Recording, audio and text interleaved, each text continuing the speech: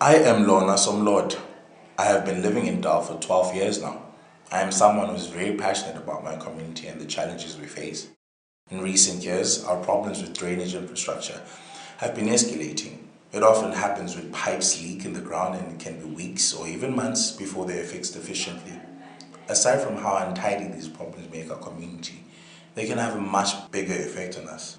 I had to learn this the hard way in the summer of 2018 when Cape Town was facing a major water shortage crisis. Water now became portioned daily by the government to 350 litres a day per household. Although it made sense, I always felt like it wasn't considered enough, that realistically 350 litres is not enough to maintain every household. The worst part was when they'd cut off the water supply with no warning, or even if they do warn us, the time would be advised on how long the water would be gone was misleading. I remember waking up one morning and it was already starting to get humid. I could feel the sun glistening bright as early in the day as it was.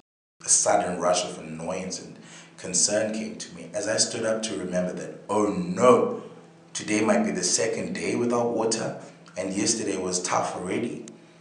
To my disappointment, after checking, I found that the water really hadn't been put back on.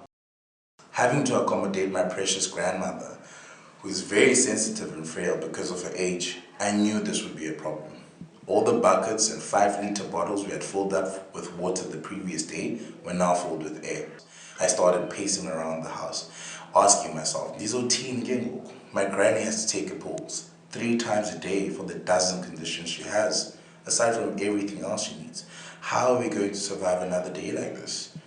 In the midst of my dismay, I heard an urgent knock on the door. I rushed to open it, and to no surprise, it was Manche, our elderly and blind neighbor. She was the first person I ever came across in the street, and she leans on us a lot. She lives alone despite her disability. Hayibo mamjwarha wanqonqoza kanje kwenzeka ntoni? Ebethu ndifuna amanzi awakabuyi kum kodwa wakabuyile kwabanye. Asikabi nawo nje nathi.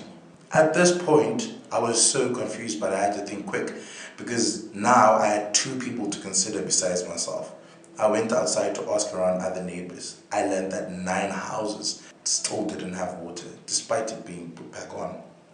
I felt helpless and frustrated that now I'd have to go be a bother to our other neighbors around who were also under pressure from the water crisis.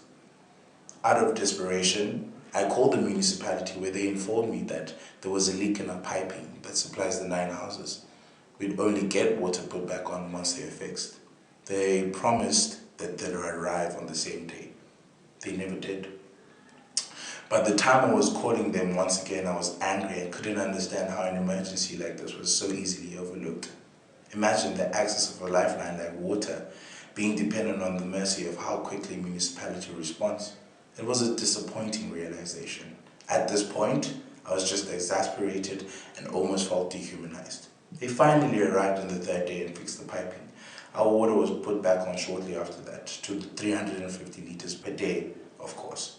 I remember thinking that they didn't even take 2 hours. We had a lifetime of 3 days without water. The water shortage crisis came and went again. We learned to adapt and do almost anything to save water. I believe it made me a much more responsible citizen. However, we still have water cuts. Our water is still capped daily, and we still have to jump over dirty roads filled with sewage water.